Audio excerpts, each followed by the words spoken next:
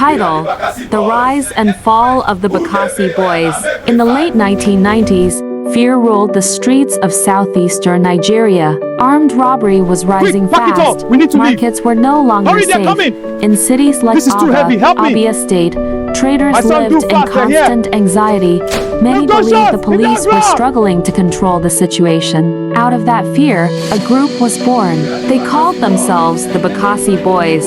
Formed around 1998 by local traders, their mission was simple: protect the community at all costs. What started as a small vigilante effort quickly grew into a powerful force.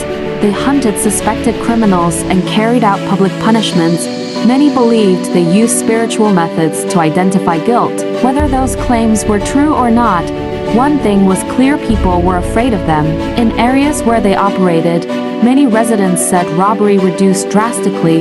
To some, they were heroes. At one point, state governments in the southeast even gave them official backing. But as their power grew, so did controversy. One of the most shocking moments linked to their activities was the killing of Eddie Nwagu.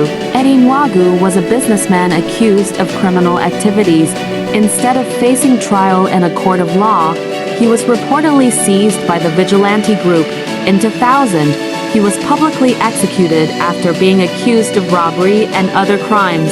There was no formal court hearing, no legal defense, no judge. The incident sparked outrage and deep concern across the country.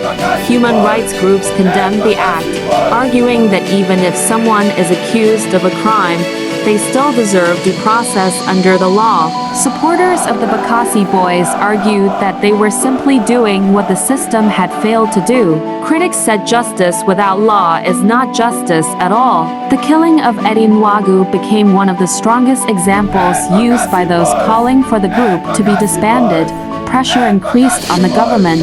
Eventually, federal authorities moved against the Bakassi Boys in the early 2000s, limiting their activities and reducing their influence. Their era slowly came to an end. Today, their legacy remains deeply debated. Were they community protectors who stepped in when security failed, or were they a dangerous force that blurred the line between justice and vengeance?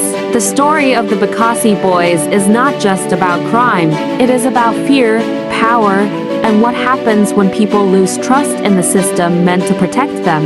And in Nigeria's history, it remains one of the most controversial chapters of community justice.